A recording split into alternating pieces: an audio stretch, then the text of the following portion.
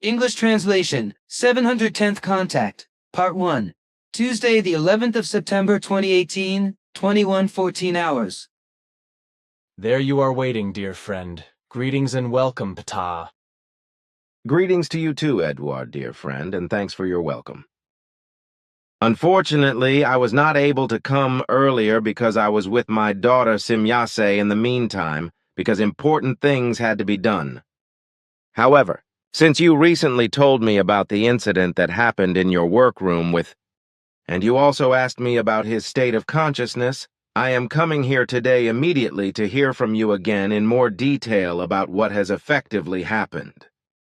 I have already explained to you that you must exercise caution, because his condition is such that he cannot be fully responsible, namely as a result of alcohol-related damage to various brain structures, about which I will explain a few more things to you today. In's brain, the prefrontal cerebral cortex, is damaged. That is to say, the region that has been considerably and permanently restructured on a molecular level by alcohol.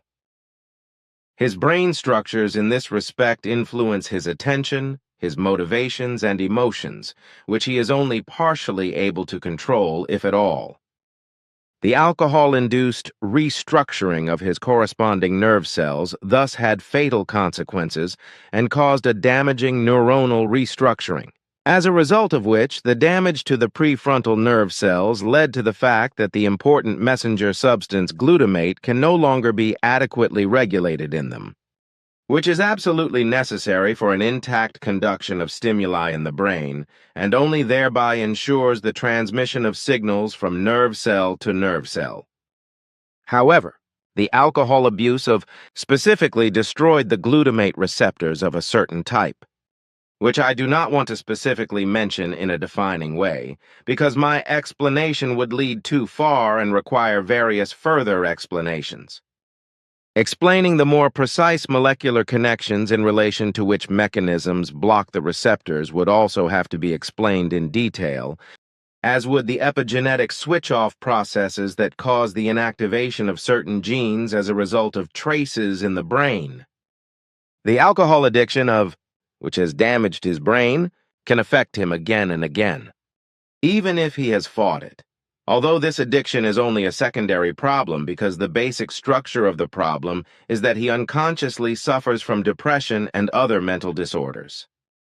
He lives in an unconscious delusion that his alcohol consumption supposedly helps him to dampen his agitated thoughts and the resulting feelings and to bring his psychological problems under control with the dubious consumption of alcohol.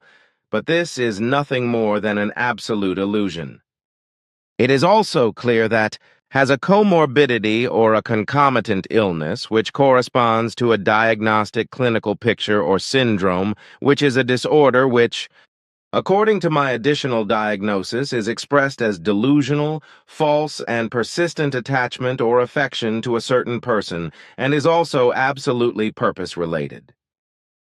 But you have already judged correctly with regard to the personality of himself that he Is a person who has an emotionally unstable personality, who, as a result of reduced attention and concentration, suffers from a lack of drive in relation to valuable self-development and, in this respect, also from increased fatigability, but also from a loss of distance in relation to valuable interpersonal relationships, whereby he also displays self-aggrandizement and a strong irritability.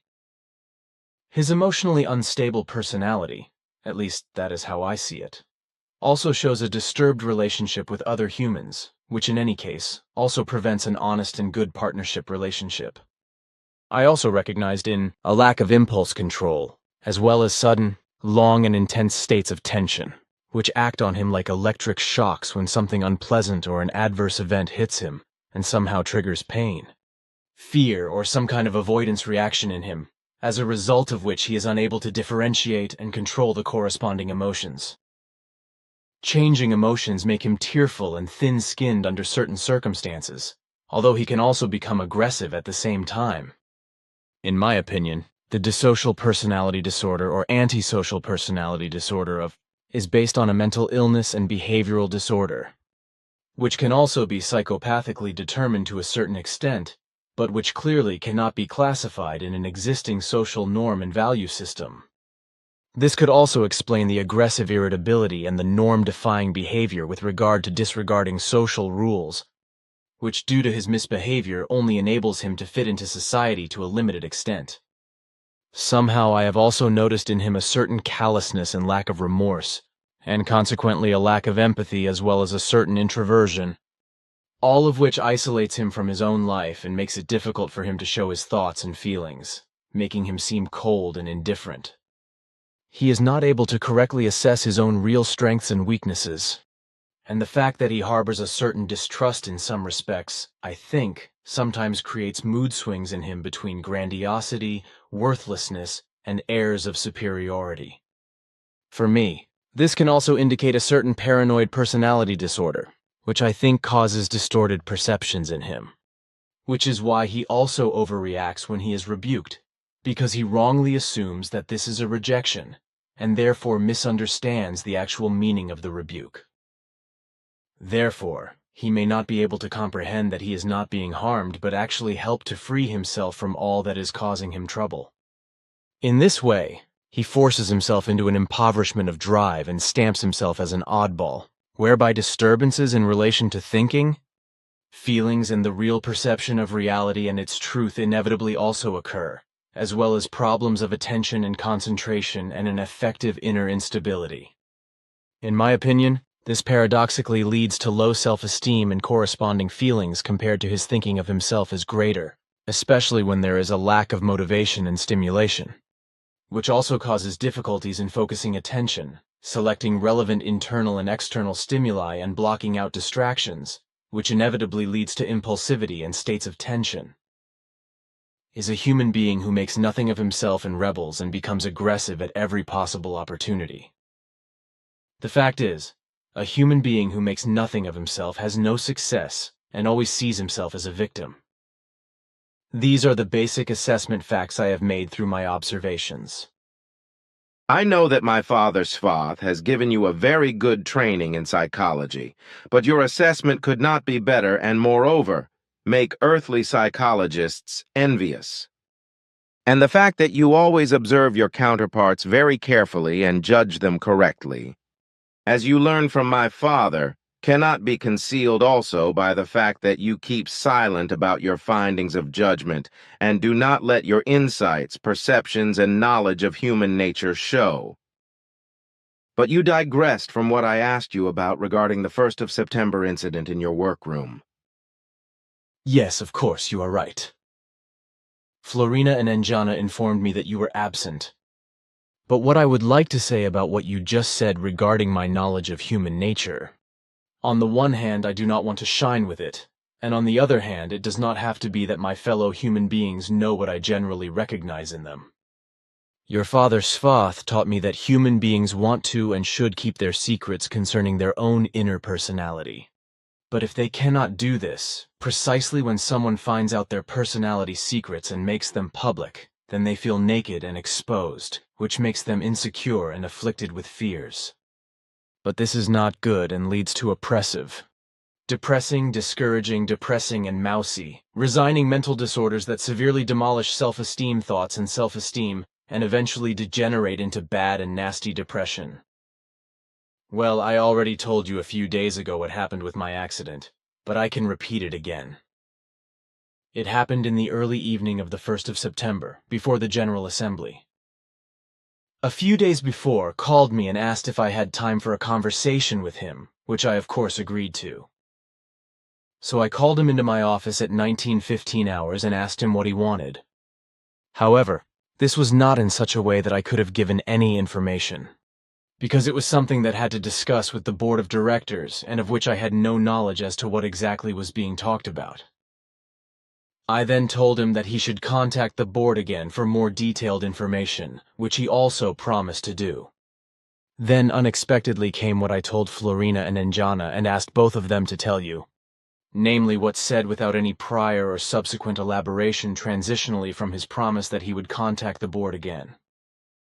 I can still remember that exactly verbatim, because he said, "I apologize. For the last few months I kept trying to stab you with a knife.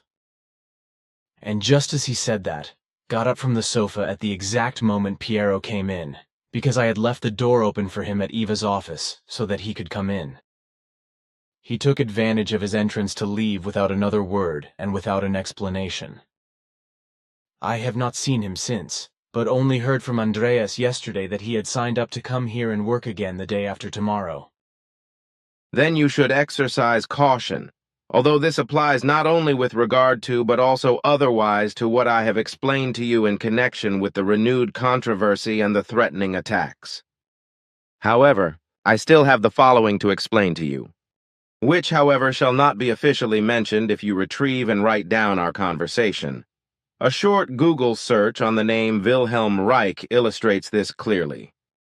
See Wikipedia? What you should do now, however, requires the enlightenment of all FIGU members and the extensive FIGU readership around the world. Because for this, I think that they must be informed in their entirety regarding this campaign of lies and slander against you. The FIGU, all FIGU members and FIGU-friendly-minded people, as well as the FIGU readership. Further, however, in addition to the new campaign of lies and slander, which is due to the lying and slandering efforts of your ex-wife as, unfortunately, is also due to your younger son, which goes hand in hand with the acting against you in a malicious manner, vindictively and also with lies and untruths. I must also bring up the following, which is connected with the earlier worldwide controversy, what all happened and had to be arranged at that time. Moreover, not everything could be said openly, but had to be kept so vague that much had to be stated only in hints or veiled, as well as obscuring and glossing over the true facts and names, etc., that had its certain reasons. And the fact that various things could be said, explained and only spoken in such a way that certain deliberate misunderstandings also arose, was based on the fact that, on the one hand, as a result of the worldwide controversy already going on against you and our contacts, in the measure of the lies, smearings, intrigues, and slanders raised against the truth, it was not allowed to speak of those Earth foreigners, because of whom the dark grouping and the secret services, which coordinated together, especially those of the USA, did not recognize the truth. This was necessary in order to protect you, whereby it was especially also necessary to impoverish the underhand machinations with assassination attempts that already existed at that time, as well as with regard to all the malicious lies, defamations, the damage to your reputation, disparagements, untruths, and all the slander by which you should have been silenced. The insidious actions against you by certain secret services, through which you were also federally registered in Switzerland, should also be mentioned in this regard, as well as the machinations of the so-called black men who were integrated into the UFO hysteria at that time, who also had your daughter in their sights, and who was only spared an abduction because she luckily ran away from these dark figures and ran home when she was on her way home from school, as you know. As we found out in this regard, this dark group was out to kidnap your daughter in order to coerce you into keeping a low profile regarding our contacts, your photos and interview reports, etc. You should have been prevented from coming out in public, as well as from mentioning the dark organization in connection with you and our contacts. But when you continued undeterred, but did not mention the fact of the Earth presence of the Earth foreigners according to our order, and we spoke generally only of the Giza intelligences, it came to pass that the dark organization became sensible that you and we Pleiaren, when we still misleadingly used the false designation Pleiades for lying and fraudulent contact imitators of all kinds, had nothing to do with the Earth foreigners. Because of this, the Dark Ones were active in a threatening manner and harassed UFO observers all around and triggered fear and anxiety, fears and worries through evil threats. Nevertheless, the worldwide slanderous controversy against you had already been started, which was fed and encouraged by the simplicity, selfishness, and stupidity of your former wife, which also led to the malicious falsification of your photos. It is also the case at the present time that a new intrigue and controversy has been started against you, whereby she again puts herself in the foreground with it, and for some time has again been behaving in her stupidity in an equally simple-minded, vindictive, and rash manner. And this she does in such a way that she boasts, as she has always done, with lies and slander against you, and makes common cause with the confused, who in his hatred and vindictiveness against you himself fabricates and spreads foul-mouthed lies and slander. In this way, the new intrigue and controversy against you has been going on for some time now, also on the internet, as I have noticed. As a result of this, your younger son has also contemptuously allowed himself to be sunk so low by his mother's intrigues, lies, and slander that he himself is also unhesitatingly contemptuous of truth, lying and slandering, and in disregard of all morality, honesty, and righteousness, tramples all truth values into the mud. Subsequently, it is now also with him in such a way that he is involved through his mother's lies and slander against you, of course, together with the characterized by nonsensical hatred against you, and also denigrates you in the renewed intrigue, controversy, and lie slander campaign. And regarding all this, we should consider. If you think about it. No, I don't think about it. Because the man is harming himself in his primitive hate stupidity. Also because in Germany a group of 36 people wants to publicly pillory him with his name, place of work and home address, etc. So far, however, I have been able to prevent this because is a psychopathic hate-monger and belongs in principle in a sanatorium for the mentally disturbed. Although I doubt that he can be helped in such an institution, because he is probably a hopeless case, and, as a result of his stupidity, does not realize that he has made an idiot of himself. I would just like to say to him, precisely, show that he is a cheap little show-off with a big mouth and vindictive airs from Dietikon who works in Zurich where, as I have since learned from two persons who recently appeared before me and work in the same place as him, he is judged as a sneak, arrogant know-it-all and stupid fool, and that he is a person who does not correspond to what he pretends to be and wants to be. For my part, I can understand and comprehend this, because his intrigue, which he leads full of hatred against me, clearly proves that his intellect, his reason, and his intelligence are very deficient. He is also insane, and moreover, effectively stupid. And he has only built up his hatred and vindictiveness against me because, on the one hand, as a fan of Charles Darwin, he does not want to swallow the fact that the latter filed monkey bones to prove his thesis that human beings descended from monkeys. On the other hand, as a fan of Wilhelm Reich, he is frustrated because his hobby has not gone down well with us with regard to his orgone energy, and you, Ptaah, have explained exactly that orgone is fundamentally of a different kind and use than Reich falsely claimed and taught. Well, who as a delusional follower of Reich, who was a Freud disciple, who in his sex judgment delusion made his analyses, prognoses and diagnoses etc. according to sexual aspects, put his foot in his mouth with you, Ptaah, in his Freudian Reichian sexist judgment. Then he changed his first friendly behavior against you, me and the Figu, into hatred and vindictiveness, and since then has been working around with dirty and primitive machinations on the internet and with authorities.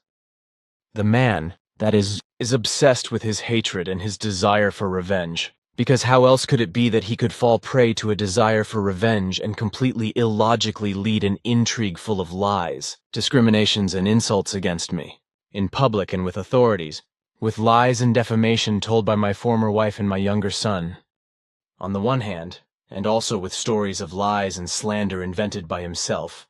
On the other hand, he is trying to humiliate and destroy me through sleazy character assassination. Such a human being is effectively not normal, but rather mentally disturbed and should be interned in a mental hospital. I can tell from your tone of voice. Of course, but that's all I want to talk about. Then I will now tell you what the analysis and research of the device you gave me 6 months ago to research and analyze its value in terms of vibration absorption has revealed.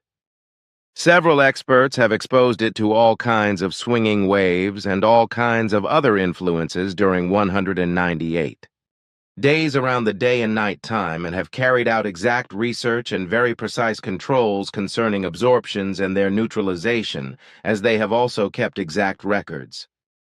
All in all, however, all external influences of any kind acting on the device, as well as all external swinging waves of any kind, have not produced any results with regard to absorption or neutralization by or with the device. Consequently, no absorbing or neutralizing effect could be detected on other apparatuses which were designed to react sensitively to influences of any kind and also to diverse swinging waves, just like a human life form. The effect produced was that all influences and swinging waves of all kinds fully affected and even damaged this apparatus, without any absorbing or neutral effect being produced by the apparatus you gave me to test. So it's all smoke and mirrors, just imagination and belief when an effect is perceived or experienced. So the device does not absorb or neutralize any swinging waves or radiation, just as I have found for myself, for I have had one on my work table for years and another in a rack in the living room, yet I have not made any observation all this time. Our research and analysis result is exactly what you say. Then that is also clear. But I want to say something again about he is not only full of hatred and vindictiveness, but really sick in the head and not a master of clear senses, which, however, he cannot perceive in his stupidity and lack of intelligence, and cannot realize his damage to consciousness in this respect. Then I want to end this subject and hear from you what you have to say about the matter of the Giza intelligences, who were in reality the Earth foreigners, of whom there has been talk since time immemorial. So I have another question about Ptaah, because at that time, on the 12th or 13th of October 1917, tens of thousands of onlookers in central Portugal were able to observe and witness a furious solar phenomenon. As early as the mid-1950s, Ascot told me that the whole thing had been arranged by the Earth foreigners, whereby Ascot also took me back in time to the exact moment when the event took place, which gave me the opportunity to observe the spectacle for myself and to realize that the alleged solar phenomenon had been conjured up for the whole crowd of onlookers by an Earth foreigner's flying objects.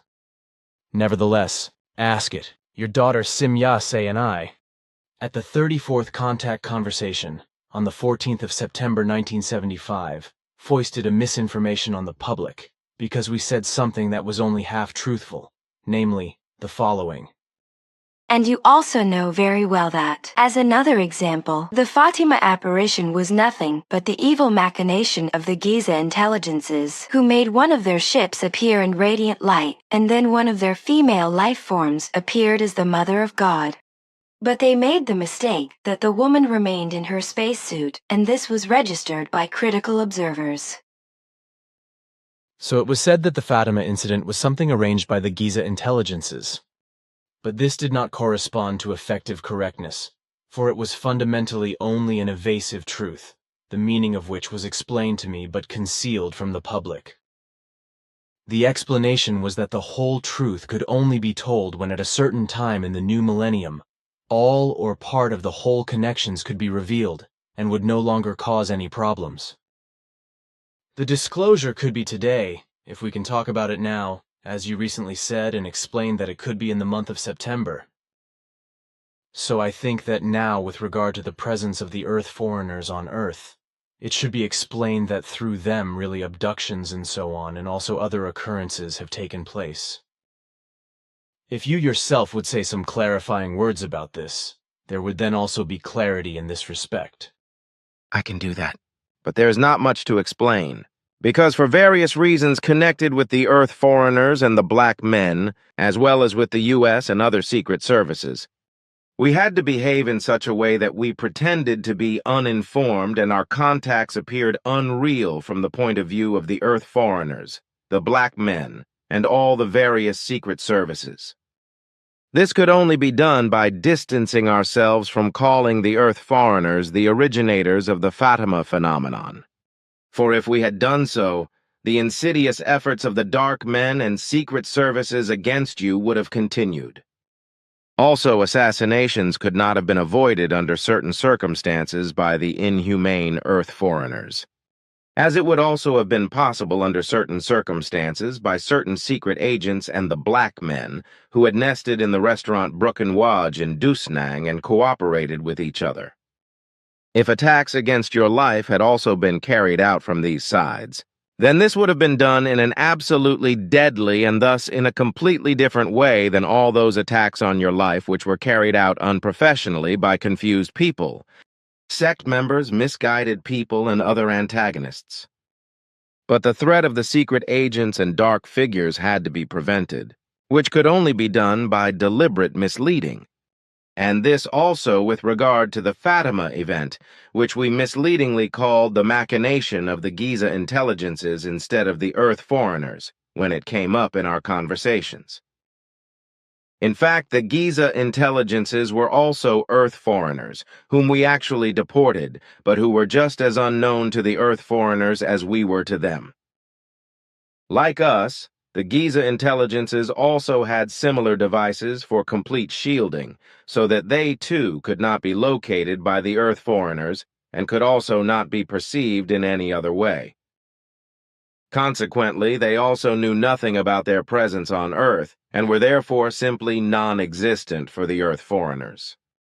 So, confusing as it all may seem, we had to put the Giza intelligences in the foreground, which, according to our providential plan and hope, obviously appeared to be a fantasy product of your statements by the Earth foreigners, the secret services, and black men, as well as our contacts and conversations. This only furthered the controversy, which, however, helped the fulfillment of our plans. Because the interest of the Earth foreigners, secret services, and black men quickly waned, and you were left alone by them, which has since been maintained in your favor. Of course, there were many other important factors behind it all, but the logic of all the events and actions can only be seen when all the facts and events, etc., can be put together and understood. However, I am not allowed to speak about this. Consequently, what has been explained must suffice. Good, thanks. That should actually be enough. But if now, today, these facts of that time are openly put out into the world, is there not the danger or just the possibility that the whole theater of certain Secret Service actions will start all over again? That is possible in one or the other case. But such actions would be as senseless as they were before, because we will not behave differently than we did then. Consequently, we will not interfere in any earthly political, military, economic, religious, governmental, social, private, or any other things, neither indirectly nor directly. The only thing we do is to give you information during our conversations. But we are not allowed to disclose any current secrets of earthly political, military, and intelligence directions, because our directives do not allow this. In this respect, we are only allowed to mention facts which, on the one hand, are no longer relevant at the present time, and which also do not interfere with earthly political, military, and intelligence directions in the future.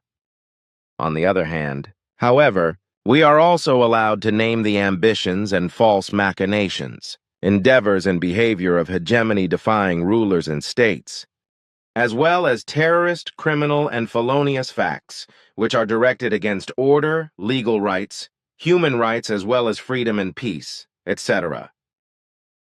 That has always been the case and is absolutely clear. And your directives have also been adhered to and never violated all the times you have been present here on Earth, as I know. Then I now have some questions that have arisen for me from questions of conversations with core group and passive members, which unfortunately I was not allowed to answer in certain parts. But to which you said the other day, as I mentioned before, that it was now allowed to be talked about, which is why I now want to check back with you. What questions I can and am allowed to answer, I will of course comment on. First of all, I would like an explanation of what chemtrails are all about, which I know is nothing but a conspiracy theory, because I saw the contrails of aeroplanes in the early 1940s and asked Svath what they were all about. But now I keep getting telephoned by people asking about it, which is why I would like to hear an explanation from you sometime, which has been before but can certainly be cited again. As you say, on the one hand, it is a nonsensical conspiracy theory. On the other hand, it is really just condensation trails, which are formed by exhaust fumes from aeroplanes, as narrow, long white trails visible in the sky, which form behind the aeroplanes and which are formed by condensation of water vapor in the exhaust fumes of the aeroplanes when the air is sufficiently cold and humid. Explained in more detail, condensation trails, or homo mutatis, are long and thin artificial clouds that form especially in the wake of aircraft due to water vapor and other exhaust gases, as well as negative pressure. They form permanently at flight altitudes of about 8 kilometers and above, when engine exhaust gases containing water vapor and soot meet relatively cold air. As a result, artificial clouds or contrails can form in the atmosphere at otherwise cloud-free altitudes and persist for a long time. Wikipedia. Contrails belong to the group of cirrus clouds and are also an important class of anthropogenic clouds. In humid air, they can also occur at lower altitudes. There, they can also consist of droplets instead of ice crystals. Thanks. But first, I would like to mention the following knowledge that I know. I would like to begin with the old subject which is brought up again and again, in which you play Yaren, and your earlier statements concerning the Earth future and the Earth foreigners are the most important questioning factors, on which I would like to address the first question as follows. Although the whole of the first question or statement which I am addressing has already been discussed several times, it has not been discussed openly, and therefore I have not understood it, which is why new questions arise again and again, some of which I can answer, but others I must remain silent about. So then this. You play Yaren are involved in our Dern universe, that is to say, Dern space-time structure absolutely only on Earth in relation to Earth humans and nowhere else in the whole Dern space-time structure, and that also not in our Sol system.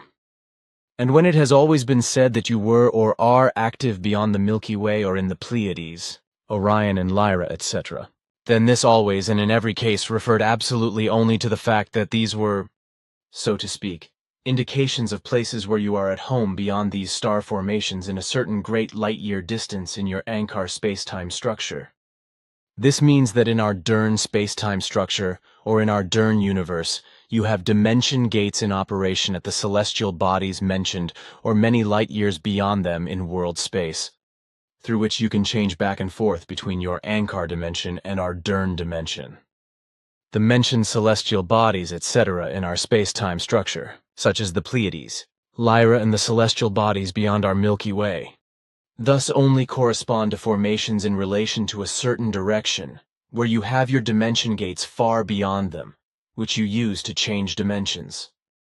So you are not located on the mentioned stars or on any alleged planets, such as the Pleiades, which at the beginning of our contacts we had at first deliberately falsely named as your home stars, in order to later be able to expose liars, deceivers, and charlatans, who allegedly or falsely and thus untruthfully would have contacts with you Pleiaren. And that this is exactly how it came to be. You knew this in advance through foresight, which is why we started the deceptive maneuver with the false place of origin Pleiades, and only named your real place of origin Era with the Pleiaren stars in the Ankar space-time structure. When in the course of the years various lying alleged contact persons, who claimed to be in contact with you, could be unmasked. Of course, this also gave rise to malicious adversaries of all kinds, which then also gave rise to the worldwide controversy regarding our real contacts, but which also gave rise to malicious attacks against me, which to this day have resulted in 23 assassination attempts, whereby Silvano several times and finally 2 years ago, Daniel L. were also put at risk of their lives and were only not shot by lucky circumstances because they were with me during the attacks. Various secret services also got involved, as did the military, who were close to the Figu, and of course to me, and even spied on our center and its surroundings. However, the fact that I had to name the Pleiades stars as your place of origin at the beginning of our contacts in 1975 according to your instructions was effectively the correct way, because only in this way could the fraudulent alleged Pleiades contactors of both sexes be convicted of lying. It is true that there are still a few lunatics and madmen who claim to be in contact with you, Ptaah by channeling, etc., like the confused Penny McLean, etc., as well as the equally pathologically stupid Dr. Frey, a Canadian, who claims to be engaged to your daughter, Simya-se. I also have to mention the crazy guy from Belgium. I do not know his name at the moment, who reported me to the cantonal police in Zurich for allegedly stealing and kidnapping his extraterrestrial bride, Askit. This man also went on a rampage in front of the restaurant in Schmidruti and insulted me as the kidnapper of his bride. Askit found this amusing, but it was still unpleasant that the cantonal police then came to the center to compulsorily draw up a protocol. But if you will allow me, I would like to speak briefly about the Pleiades, because later, when the 17th Contact Conversation volume goes out into the world, in which our present conversation will then be listed and read by interested human beings, and they know nothing about the Pleiades, then they can inform themselves by what I explain about it. So it is to be said that the Pleiades, also called the Atlantids, the Atlantiades, the Pleiades, the Pigeon, and the Seven Sisters, visible in the sky in the constellation of Taurus, are probably the best-known star cluster that can be seen from Earth. The conspicuous light blue patch of light, in which about 5 to 6 stars can be seen with the naked eye, is actually a whole cluster of many hundreds of stars, which can only be seen with a telescope. These stars, or rather the stars of the Pleiades, are about 385 light-years away from the Earth, which means that their light takes 385 years to reach the Earth. So the human beings of Earth now see them as they looked 385 years ago. The Pleiades stars were formed together from a gigantic cloud of gas, and according to your Pleiadian calculations, their age is 65 to 70 million years, so they are still quite young in contrast to the Earth, which is much older at 5.5 billion years, and which, contrary to your Pleiadian calculations, is calculated by earthly scientists to be only 4.5 billion years old. So when the dinosaurs populated the Earth, there were no Pleiades stars yet, which I myself saw when your father Svath and later also Askit and your daughter Simya-se took me to the Pleiades regions. Various of the celestial bodies are also still surrounded by an impressive blue aura, gases colored bluish by starlight, which actually correspond to primordial nebulae from which the celestial bodies were formed. Those are the first question facts that I could actually answer myself, but about which you might have something to say. Your statements are correct and therefore need no correction, as well as no further conversation. What I want to say, however, relates to the mobility of your right shoulder and armpit joint, as well as your arm, hand, and fingers. When I observe your apparently effortless movements today and take into account your severe injuries, your faultless and fluid mobility seems somehow unreal to me. Unreal because your severe bodily injury, which was associated with a trauma, as I recognized very well when I clarified the exact circumstances and made an exact diagnosis, would have required a problematic and, for you, due to your artificial heart valve, risky surgical intervention for the insertion of a shoulder prosthesis or an artificial shoulder joint. I will explain the following so that you understand what should have been done.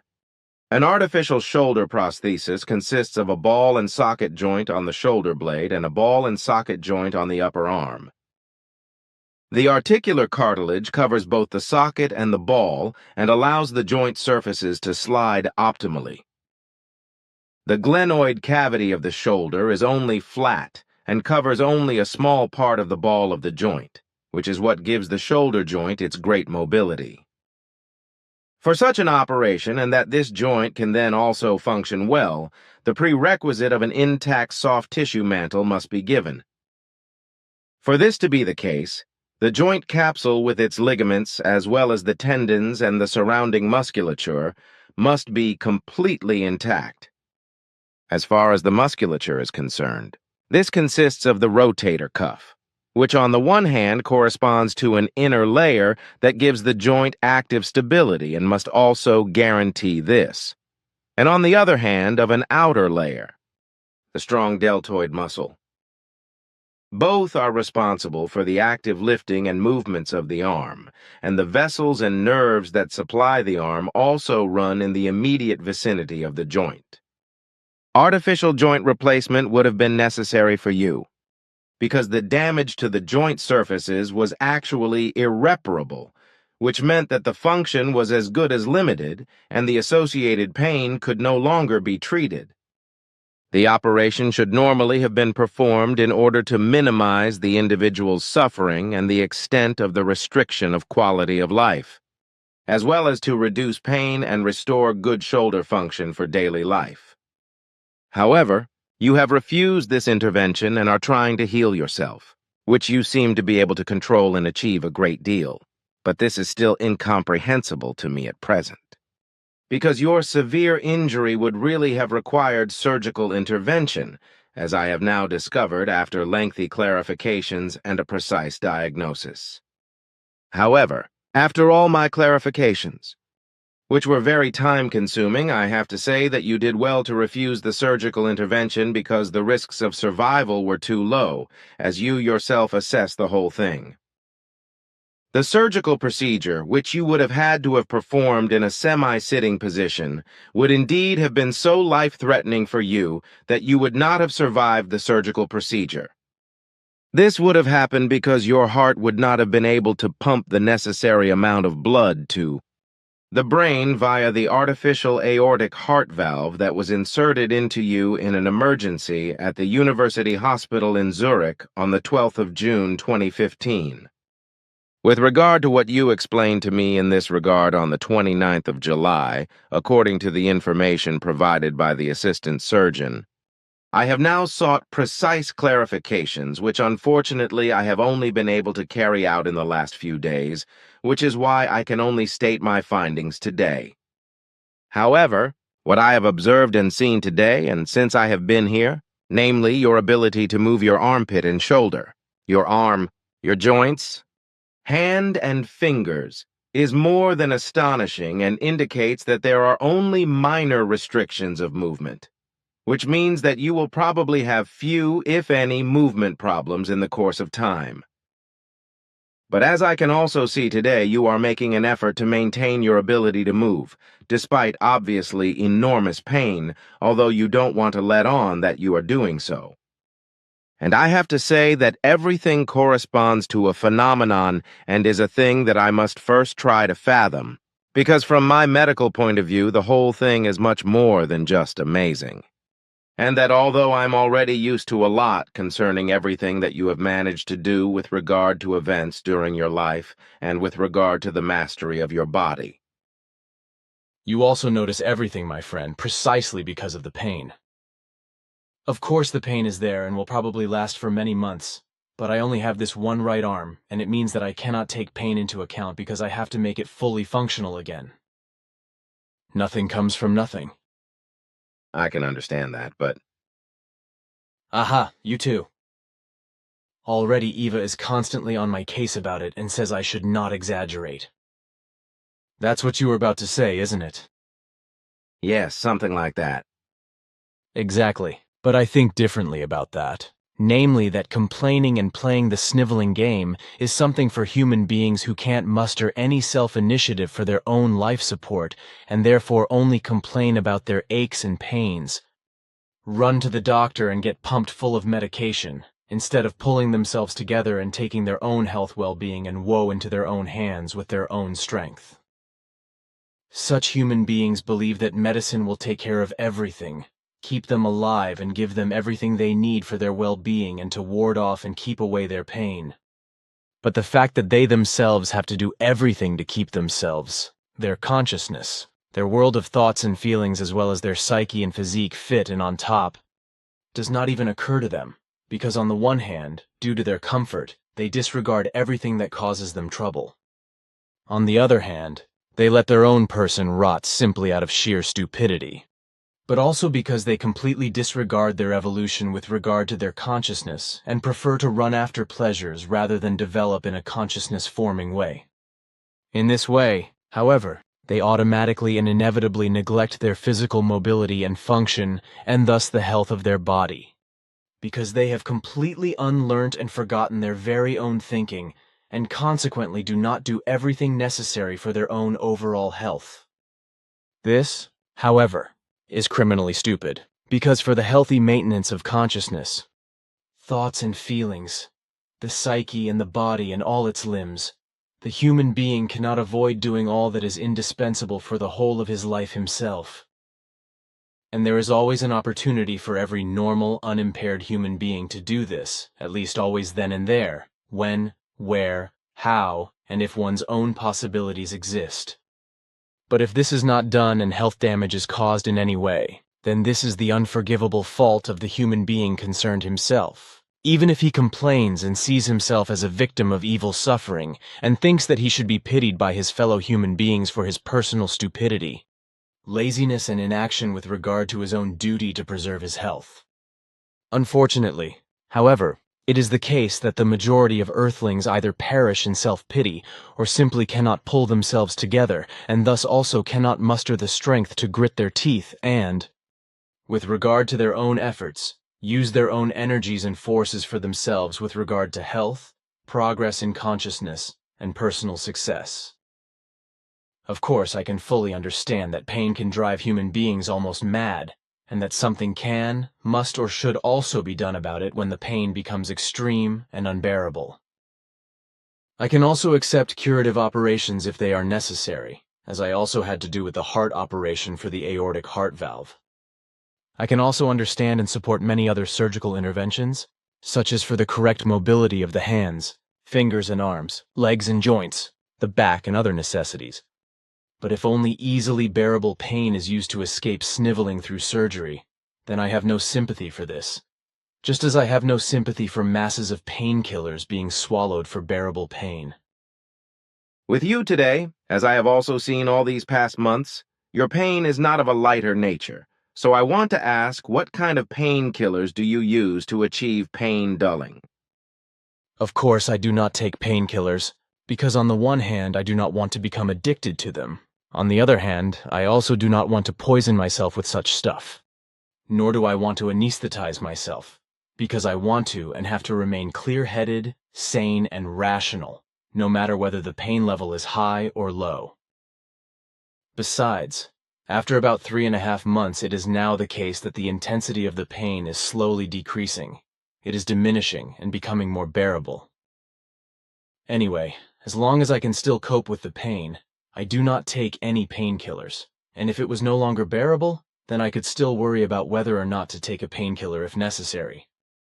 For an emergency, there are also opiates and opioids, which are very strong painkillers and anesthetics, but I generally don't take them, as I did after my accident in Turkey when my left arm was amputated. As you know, I discharged myself from the hospital in Iskenderun 9 days after the serious accident due to untenable medical conditions, after which I asked for painkillers in the hospital in Halep or Aleppo in Syria because of the pain, where I was then given morphine and also given the corresponding medication on the way, but I threw it away after just one use because I began to hallucinate from it. I know all that, and also I think that the whole event and all the circumstances were such that you could not have survived it. But how you have survived everything, and without any special fitness training, you have survived until today with almost 82 years, which comprise your actual age on Earth, as well as the further more than 18 years that you have spent in times of the past and the future. So that you are older and de facto over 100 years old, that shows an extraordinary performance potential that I can only call fulminant, overwhelming, and spectacular. Your stamina, energy and strength, and your condition as well as your performance potential you have obtained just by your natural body movements, and this corresponds to very much more than just an exceptionality. So it was exactly the same at the time of your accident, which was also very serious at that time when Ascot was absent for 3 months, as a result of which you could not expect any help from her and were completely on your own. What Ascot told me about it once, after she had clarified all the incidents of your really very serious accident and all the further connections, after I was informed about everything, you managed everything on your own, as usual, despite her lack of help. What you endured when you discharged yourself from the hospital in Iskenderun 9 days after your accident, and The amputation of your left arm and fell victim to an etiologically unspecific brain orgasmic syndrome and thus a life-threatening condition was actually much more than you could have endured. This is especially true with regard to all your spectacular and sometimes very frightening, adventurous and daring, yet unwillingly taken risks and incidents, which I will not only describe as incidents, experiences, and happenings, but as effective craziness.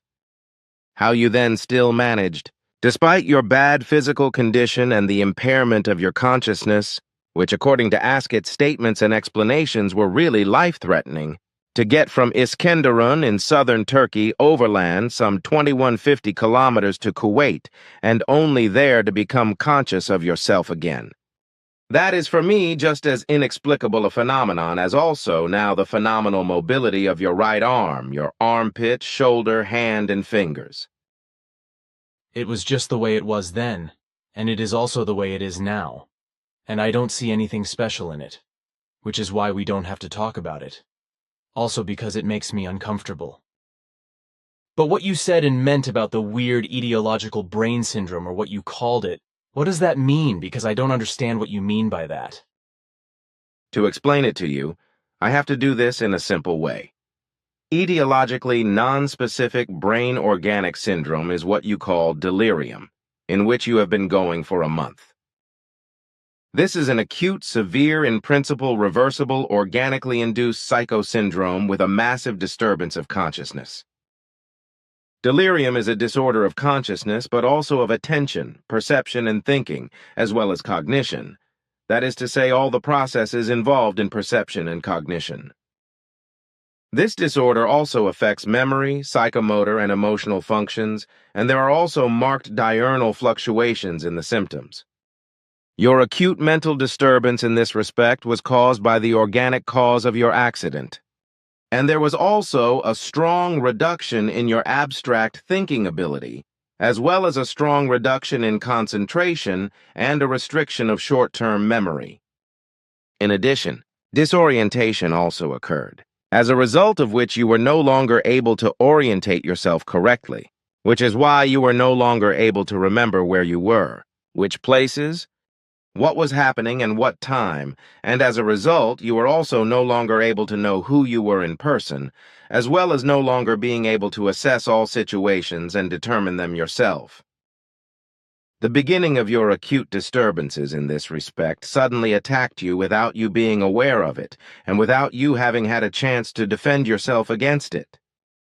The symptomatology that afflicted you, however, sometimes fluctuated in the course of the day, which is why you had symptoms of lucidum intervallum in between, in which, in spite of your disturbance of consciousness, you were in full possession of your powers of consciousness and were able to realize everything that opened up to your perception.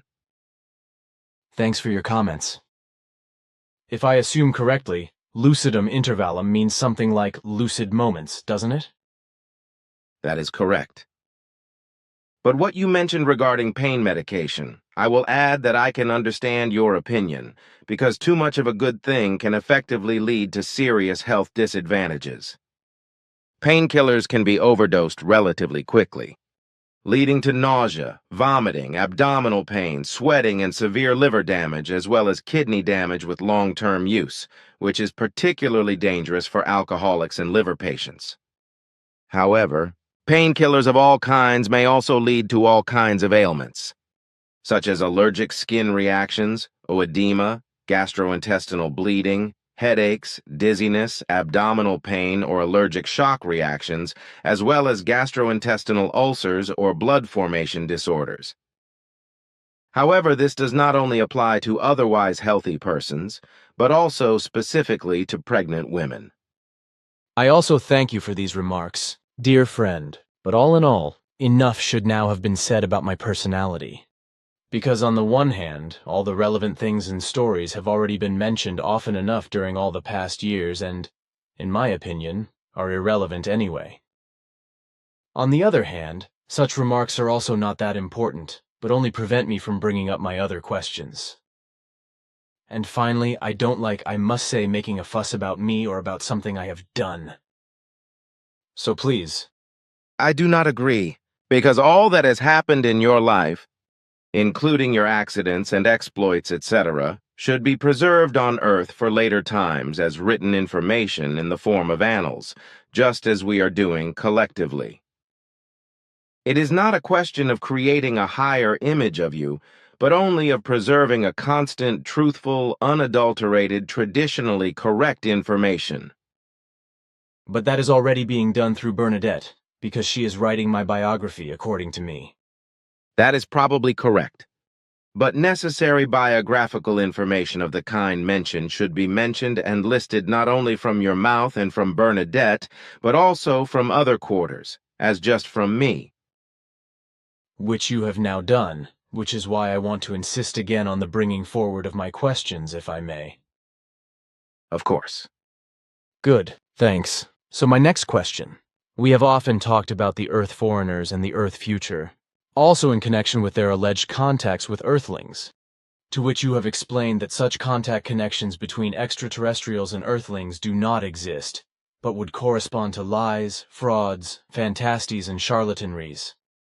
This was also recorded in writing, word for word and true to the spirit, in our official reports of the talks, although I had to leave out and omit everything that you told me and explained to me in secrecy when I called up and wrote down the reports of the talks, which could only be spoken about openly in or after the second decade of the new millennium.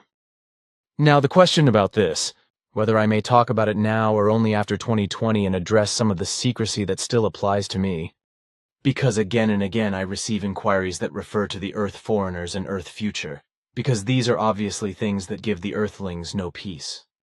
The general situation of secrecy with regard to the facts mentioned to you earlier has since calmed down and changed to such an extent that in the present time it is possible to speak openly, at least in certain parts, about the details, findings, data, particulars, and facts mentioned to you then.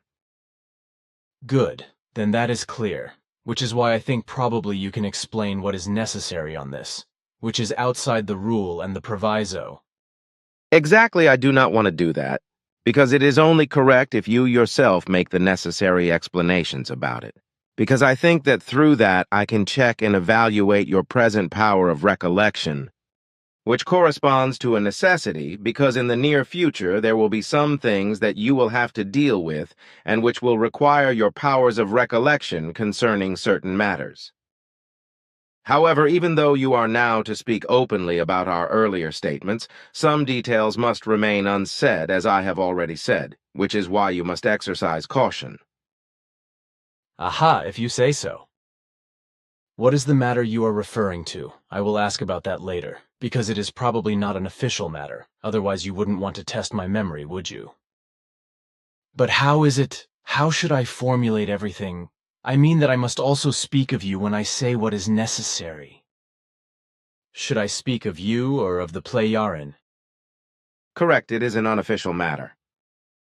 And since I understand that you must speak of us Ptaah, I suppose it is correct for you to use the form that suits you. Good. Then I'll talk about you Ptaah, and so I'll also talk about you and yourselves, and so on. Okay, then I will try to bring together all that was said to me at the time in relation to the Earth foreigners and the Earth future, hopefully doing justice to the matter. But this also means that I will probably have to repeat 2 or 3 times some things that were already mentioned and said a few minutes ago. I must certainly begin with the new statement by saying that you declared that all reports of abductions of human beings from Earth by extraterrestrials, as well as contacts with extraterrestrials, would be nothing other than lies, frauds, or charlatanry. As a rule and with reservations, although I had to conceal the as a rule and with reservations, and was therefore not allowed to mention this fact according to the confidentiality clause. Your explanation was that the truth had to be concealed and replaced by a misunderstanding because... I'm going to have to stop you there because this rationale must continue to be concealed. Good, as you order. Then I want to explain the matter of as a rule and with reservation differently, whereby I have to digress a little and also repeat a passage 2 or 3 times. So then the following.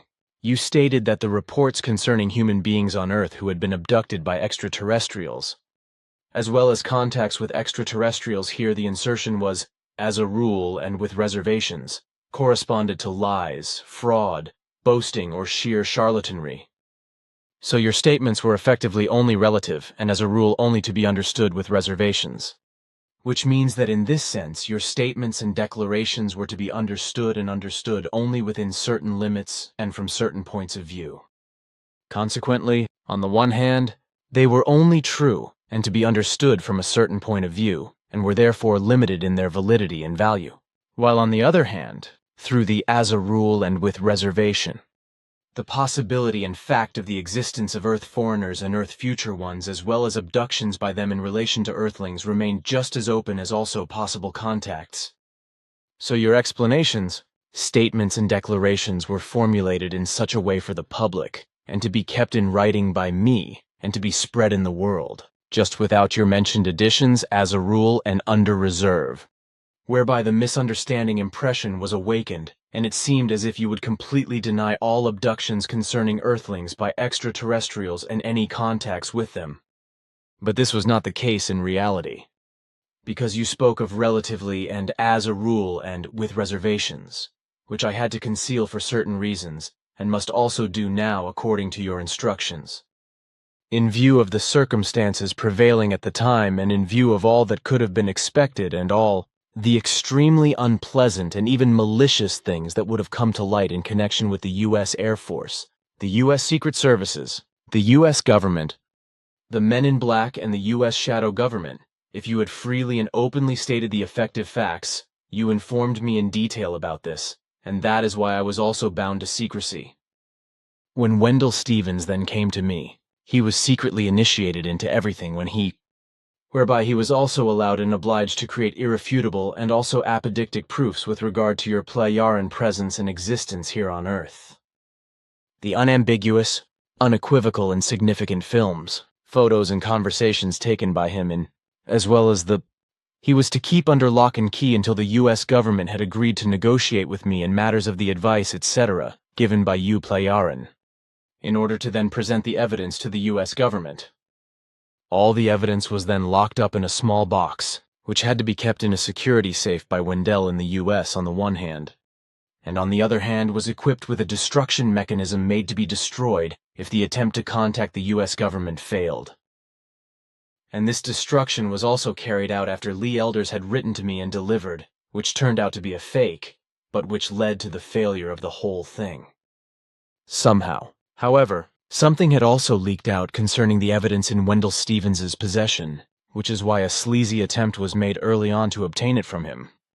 Although he behaved in accordance with his given promise to keep everything under wraps until he was allowed to hand it over to the U.S. government.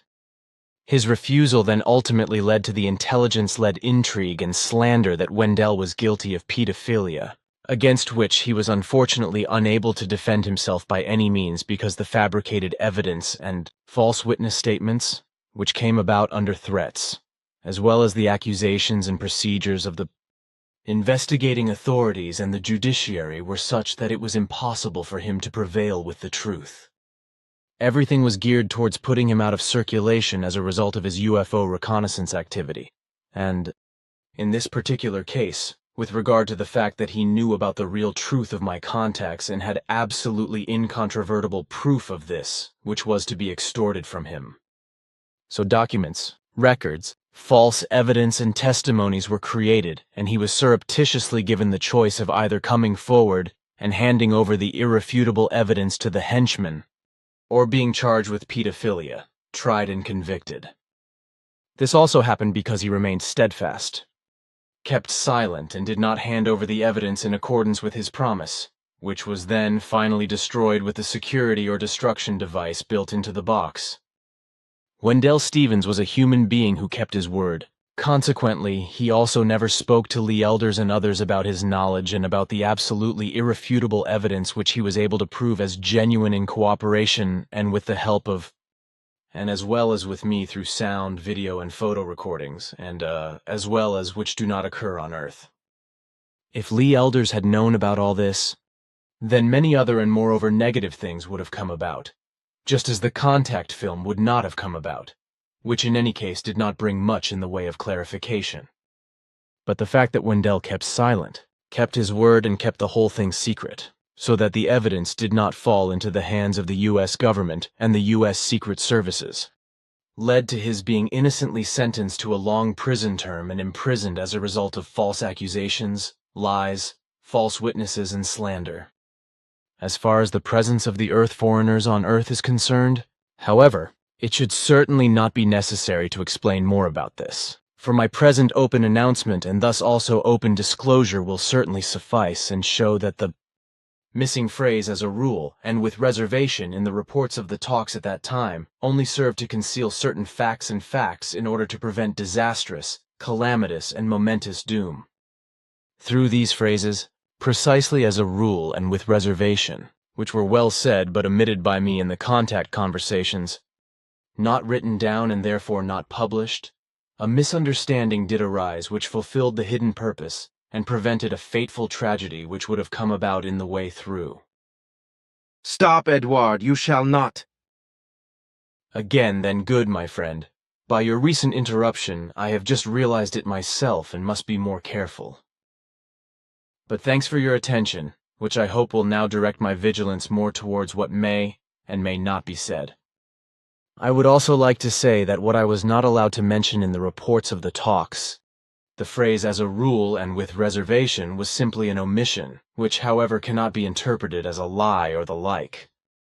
Basically, the lack of the phrase only led to a misunderstanding among all the adversaries who tried to silence me with vicious insults, and even with assassination attempts within the framework of the worldwide controversy directed against me, as I had also already explained.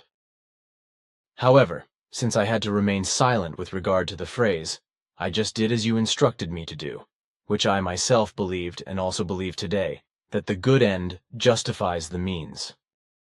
In order to explain your statements and explanations with the expression which I then concealed, the whole thing meant in detail that on the one hand the majority of the abduction and contact claims were really lies, frauds and swindles, etc., while on the other hand, a small part of the reports which became known concerning abductions by extraterrestrials were just as real and genuine. As you express this with as a rule and with reservations, but about which I had to remain silent. As a result of the reasoning, which I am also not allowed to give now according to your objection, the abductions by extraterrestrials and the few trivial contacts had to be denied and their reality excluded and questioned by a misunderstanding. With this I have reached the decisive knot with my explanation, which I can now open and say and talk about everything that is permissible and explainable, by breaking my silence and disclosing it. With this, I can say that the Earth foreigners, who are generally simply called extraterrestrials or aliens by the Earthlings, have in fact been around for a long time. They stayed here and worked in many ways, as did their distant descendants, but they have also been active on Earth for centuries and millennia up to the present day, flying around and in and out of the Earth, and are observed again and again around the world by the Earthlings, whereby the American continent is of particular importance in this respect. Their early ancestors worked in many different ways on Earth, and also in various countries in Asia, North Africa, and partly in Europe, but mainly in the early days in the North African country, which in later times was called Kemet, and then finally in later times Egypt, after which this name has been preserved until today. Your father Svath taught me during a leap in time into the past to the land there, where the Earth foreigners ruled at that time, whom he called Long Skulls, and whom I have seen myself, that they had been on Earth for thousands of years. Because, in contrast to the round skulls of the human beings of Earth, they had skulls that were long and thickly protruding towards the back. They stood out unmistakably from the human beings of Earth just as other Earth foreigners did around the world, such as giants up to about 3 meters tall, half-small people with large and somewhat V-shaped heads and excessively large eyes. Various such long skulls have also been found in modern times by archaeologists, etc., although to this day people still puzzle over what secret is connected with these skulls, which were not from human beings of the Earth, but belonged to Earth aliens. Shvath also explained to me that the name for the land, Kemet, as it was later called, simply meant black or blacks, and that it actually meant the fertile black mud of the Nile that flooded the land every year when the river overflowed its banks. while in contrast, the sun-baked red earth or desert that dominated the land was called Deshret. The land, however, was much larger then than it is today, for it reached much further into the Mediterranean than is the case today. But it then happened that during a strong earthquake, a large landmass sank into the Mediterranean, whereby, if I remember correctly, this occurred when in 3453 B. Emmanuel in the Mediterranean Sea, the volcanic island blew up, and in its aftermath then a huge tsunami raced across the sea to Egypt, and there triggered the 7 biblical plagues, which however were completely different from what is falsely claimed in the Jewish Torah and in the Bible. And to this it is also to be said that 2 biblical versions exist, namely these. According to Exodus 7:11, there were supposed to have been 10 plagues, turning all waters into blood, frogs, mosquitoes biting flies, cattle plagues, smallpox, hail, locusts, eclipse, killing of the firstborn. According to Psalm 105, 26:36, there were 7 plagues: darkness, water becomes blood, frogs, bugs, and mosquitoes hail, and lightning destroy vines and fig trees, locusts and beetles, death of the firstborn. Well, what I said about disappeared cities, etc., I was also able to visit with Svath in the distant past. For example, in the south of Japan near today's Yonaguni, where about 4 millennia ago a city with a great civilization was located, whose landmark was a large megalith which had been erected by earth foreigners and then sank into the sea during a great seaquake. It also happened on the west coast of India in the West Indian state of Gujarat, where about 9,000 years ago a very rich city full of life was settled and which, if I remember correctly, was called Dwaraki, Dwaramki or Dwaramati, which I had also visited with Svath. But this city sank into the sea bit by bit due to 3 severe seaquakes.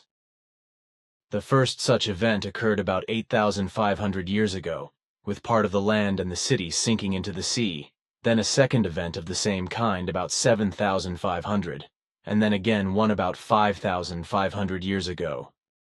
Moreover, about 21,000 years ago, when Svath took me to India and the whole of Asia so that I could see and learn all that was there for me to know, there was a 6th great continent then, where the Indian Ocean is today.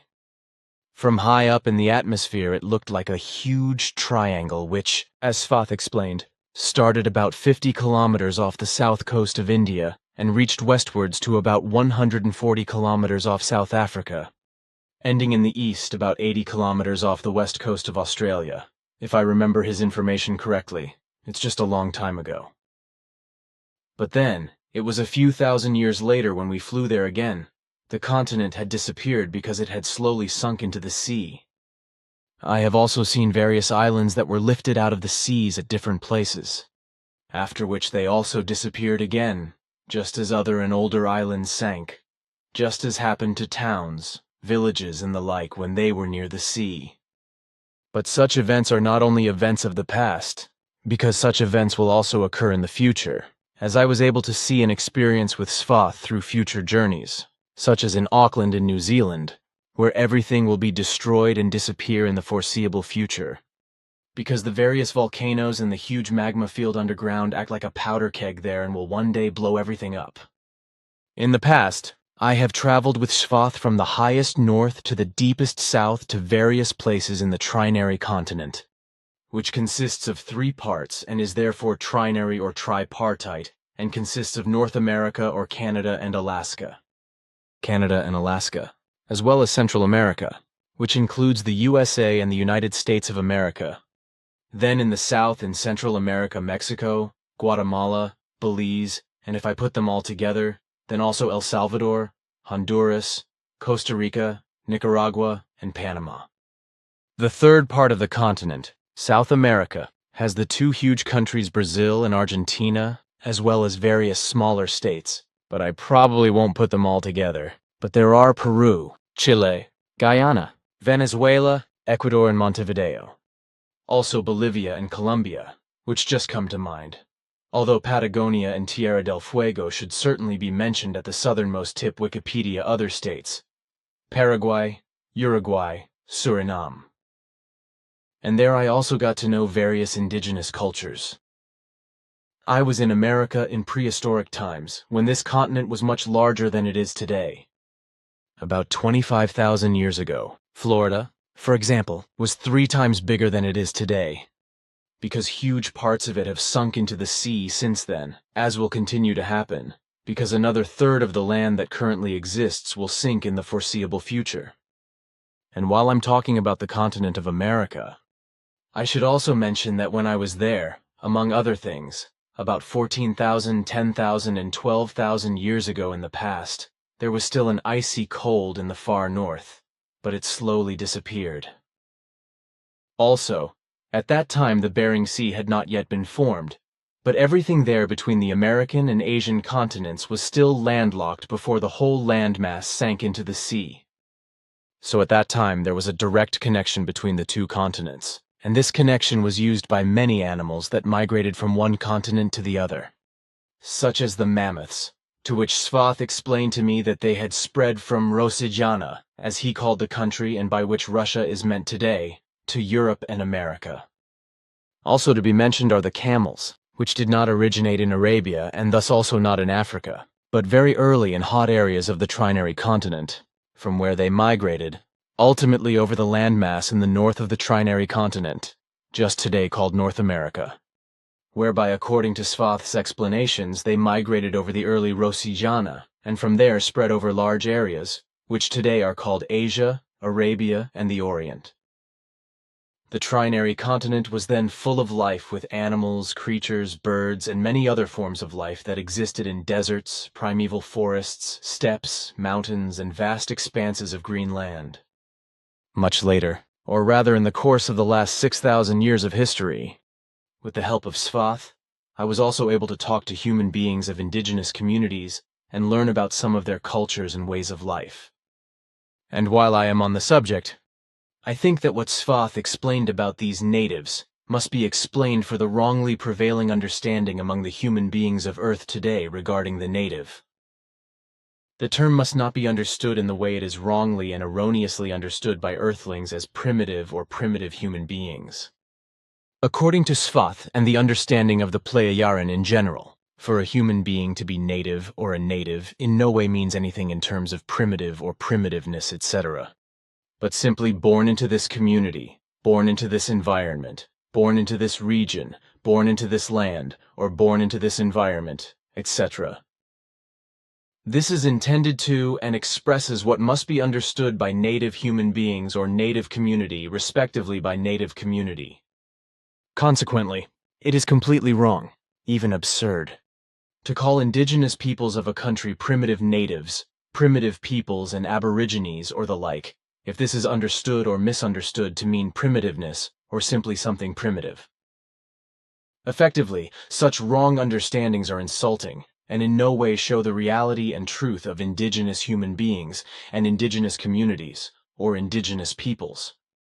But if this is done anyway, then a completely false connotative or associative, emotional, stylistic, false valorizing accompanying conception takes place, which is completely alien to reality and truth, whereby a primitive and underdeveloped way of thinking, feeling, and living, as well as a profound lack of intelligence, is associated. With this, I have now digressed from what I actually started to talk about, namely ancient Egypt, etc. What I have mentioned in this connection, the disappearance of land masses, villages and towns, etc., has also occurred in many other places around the world, as it will also occur in the future, whereby England in particular will be affected, where a great deal of land will be washed away from the North Sea, as well as houses, meadows, fields, and villages. But it will also be the same for all countries bordering the North Sea, especially as a result of climate change, which will cause the poles to melt and the seas to rise, which have already risen by almost 25 centimeters to date. So many cities, villages, and land areas have sunk into the sea or the earth since time immemorial, or can still be found as ruins in the waters or on the surface of the earth. But what I still have to say with regard to the land of Egypt in early times and thus long before antiquity and the time of the pharaohs is the following. At that time, the country looked completely different from what it does today. For on the one hand, I can remember that the Nile had another large river branch to the left of its course, which flowed through a very large and long valley, whereby the Nile itself also ran much more westwards than is the case today. There was also a large city in the Great Valley where I also saw long skulls. From the Nile, and also from its tributary, far into the western land, there were countless pyramids of various sizes, as also everything was full of life, whereby also villages and cities were many huge palm forests, fertile gardens and fields, and so at that time everything looked completely different from today. There were also many animals in the vastness of the land, and in the forests and vast green areas, such as antelopes, giraffes, elephants, lions, crocodiles, and all kinds of other animals and creatures before the desert areas formed and these life forms moved away or died out. Over all the millennia, all the villages, cities, and pyramids and the fertile gardens, fields, and palm forests that at that time reached far into the western land and as far as the Mediterranean Sea also disappeared. Most of what existed at that time has been buried meters deep under the desert sands advancing from the west over the last millennia. The then flourishing land has since become largely desert until the present time, so that today only a small part of the then fertile area is visible, habitable and usable, while all the old palm forests as well as the villages and towns etc. have disappeared, and their ruins have sunk deep down into the ground and are buried. But the land of Kemet was at that time, when Sfath first took me there to the past of about 30,000 years ago, an effectively flourishing area and not a giant desert. Today, Egypt, as part of the Sahara, is said to consist of about 95% desert, which, as the largest dry desert on Earth, covers about 9 million square kilometers.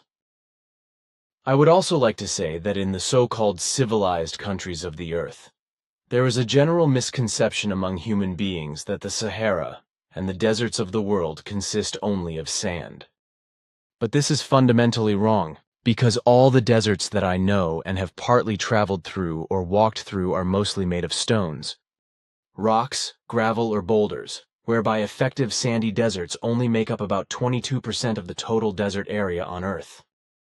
But back to the land of Kemet, about which it is to be said that indeed, when I was taken there by Sfath some 30,000 years ago, then again to the time some 15,000 years ago, there was then a vast, wide, and flourishing vegetation. All those thousands of years ago, there was also regal life of diverse forms, genera, and species that animated the land, though today only barren and withered areas dominate the landscape and thus also the lives of human beings. Sfath explained to me that the high humidity and rich rains that were given at that time made the land so fertile that there was effectively an abundance. It was only in the course of the last 15,000 years that the climate there changed in such a way that in a short time huge parts of the entire vegetation and many genera and species of animals, creatures, insects, birds, and aquatic life, etc. became extinct. The whole change was effectively a tremendously dramatic natural event in which prolonged droughts completely changed the land and deprived the human beings of their existence because they could no longer cultivate their gardens and fields and consequently also had no food to survive. Many of them died of hunger and epidemics that broke out and took away life after life, while others and the lords of the land moved to the areas on the still fertile banks of the Nile and into the valley of the then Great Nile tributary, practiced agriculture and animal husbandry, thus settling there and building up their city and villages under the rule of the long skulls, as had happened before, and had also been preserved up to the time of Emmanuel. Now, in another large city than the one in the great valley of the Nile tributary, I could observe other long-headed as well as normal-headed people who were the actual rulers of the land of Kemet, to which Sfath explained to me that their early ancestors had been coming to Earth for millennia, probably for more than 75,000 years, when they also built the first great pyramids, which were then repeatedly dismantled and rebuilt in the course of time, which I could observe for myself through another journey into the past with Sfath. The last time this happened was around 5,000 years ago, but before that it was also 6,000 years ago and more than 12,500 years ago. This also happened with the peoples in South America and Asia, where the long-skulled, the Earth foreigners and the other Earth foreigners, who were physically Earth foreign, normal-skulled, or small and big-headed and big-eyed. But also giants, as for example in South America, were also involved and had a culturally completely different influence on the Earth peoples on all continents. As a result, different buildings, villages, cities, cult objects and pyramids as well as sites with large menhirs were also created all over the world, such as Stonehenge in England, near Avesbury in Wiltshire, about 13 kilometers north of Salisbury, and in Armenia the Stonehenge or megalithic fields in Zorakharer, near the mighty mountain ranges of the Caucasus, whereby the techniques of the Earth foreigners were used in transporting and erecting the megaliths, which weighed many tons. The Earthlings at that time were not capable of doing such work themselves, quite contrary to the assumptions of the so-called clever researchers and scientists of the New Age, who think up all kinds of fantastic things concerning the creation and working of monoliths, etc., which could have been brought about by the earlier Earthlings with manpower.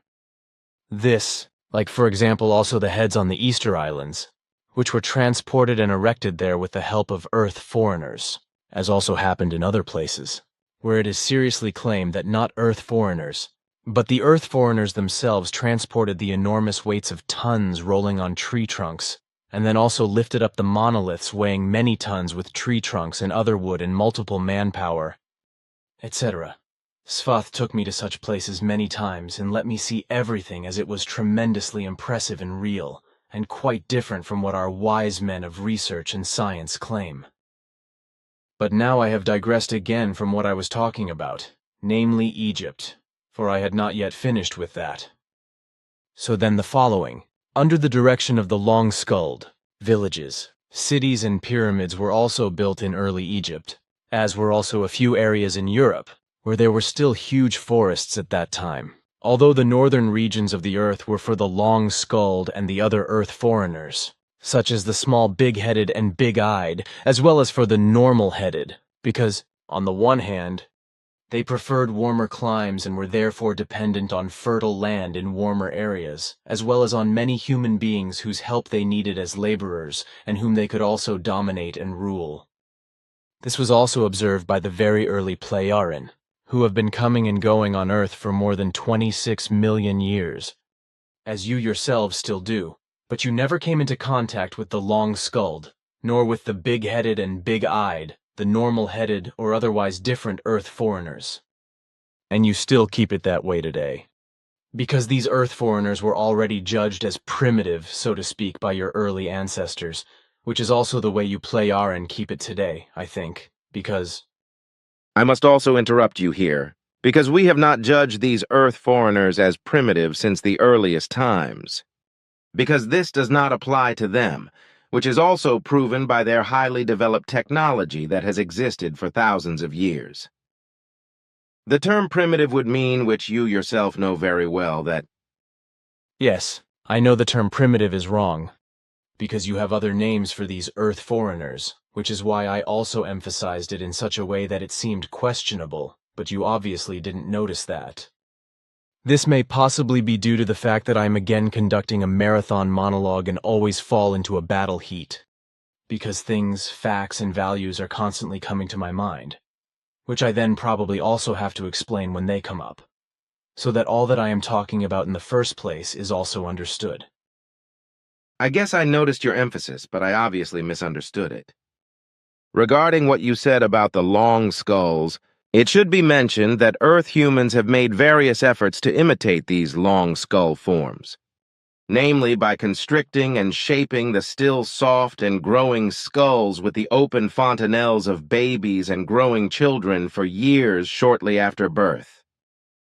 This resulted in proportionally the same long skull effect as in the elongated skulls, but with certain differences, whereby the artificial long skull formation was recognizable. However, I can only agree with what you say with regard to your marathon monology and your explanations. Because what is said must always be explained comprehensively, because only in this way can it be received by third parties in such a way that it is also effectively understood in depth and correctly. In addition, You always present insights and explanations that are very interesting and instructive, and that also interest me, because I have never been able to avoid studying all the many materials of your learning thoroughly in his annals together with my father with regard to all factors. It's good, it's also no problem. What a fontanelle is, I don't think most human beings know, because that's not part of the actual school knowledge, so I think you might want to explain it for the later readership of our conversation reports. Your thoughts on this are probably correct, but you can also give an explanation. I'm sure you could do better than I.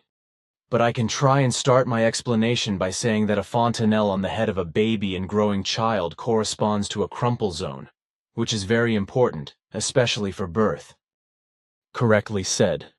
There are always several fontanelles, because newborns do not have a completely closed skull cap, because the skull still has several soft spots where the skull bones have not yet grown together.